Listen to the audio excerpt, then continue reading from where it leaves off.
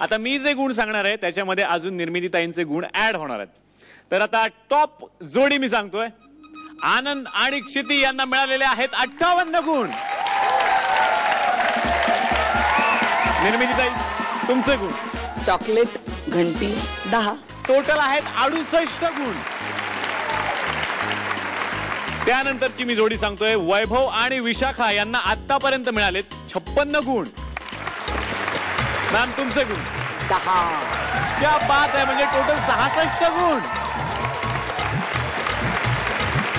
त्यानंतरची जोडी आहे गणेश आणि मानसी यांना आतापर्यंत मिळालेले आहेत 55 गुण.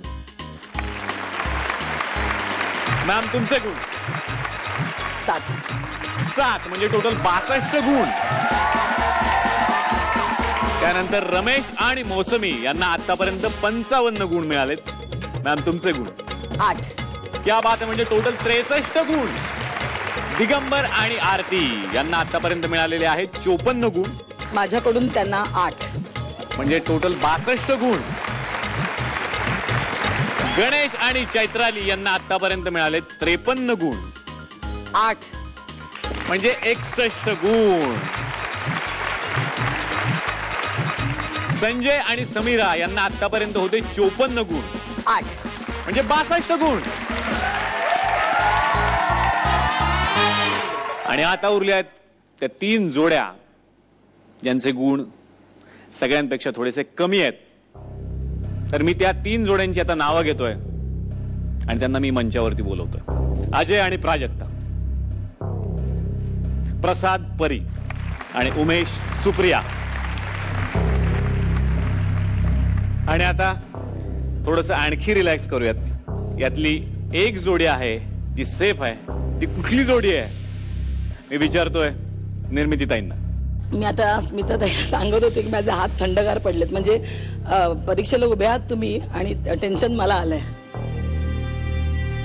अजय आणि प्राजक्ता यांना मिळाले होते 48 गुण आणि मी त्यांना दिलेत एक खूप सुंदर स्क्रिप्ट साठी 1 मार्क एक्स्ट्रा 9 गुण. त्यामुळे अजय आणि प्राजक्ता तुमची टोटल झाली आहे 57. त्यामुळे तुम्ही सेफ आहात. अजय प्राजक्ता तुम्ही सेफ आहात. प्लीज बसू शकता तुम्ही.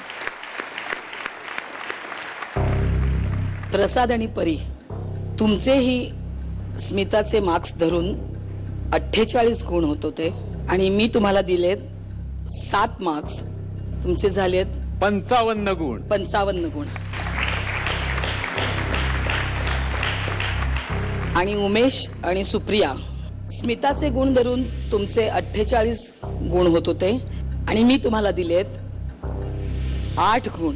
त्यामुळे तुमचे होत आहेत 56 गुण. म्हणजेच आज आपल्या कार्यक्रमातून आपली निरोप घेणारी जोडी आहे प्रसाद आणि परी. मला जाता जाता अजून एक बोलायचं आहे. मी बऱ्याच दिवसांनी मराठीत पुन्हा काहीतरी करायला आलो. कारण मला असं वाटतं की नाही यार आपल्याला नाही, आपण काहीतरी वेगळं करूया असं काहीतरी उगाच असल्यामुळे मी मराठीत खरंच काही कधी केलं नव्हतं. आणि मला इथे आल्यानंतर जाणवलं पुन्हा एकदा की मला पुन्हा एकदा स्टेज करण्याची किती गरज आहे. आणि ते निर्मितीताई तुमच्याबरोबर मी दिवस अनुभवलेत गंगूबाईच्या वेळेला की नाही तू हे करायला पाहिजेस, तू ते करायला पाहिजेस, हा पंच असा काढा बरव्या तर नक्की येणार टाळ्या. ते दिवस पुन्हा आठवले आणि पुन्हा एकदा नाटक करायची इच्छा झाली आहे.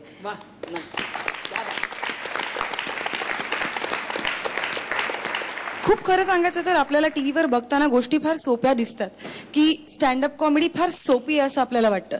आपल्याला हे बोलायला फार सोपं जातं की अरे हे काय आहे, आपल्याला हे काय पंच होता काय, पण तो काढणं किती कठीण आहे हे इथे उभं राहिल्यावर खरंच कळलं. Let me be honest.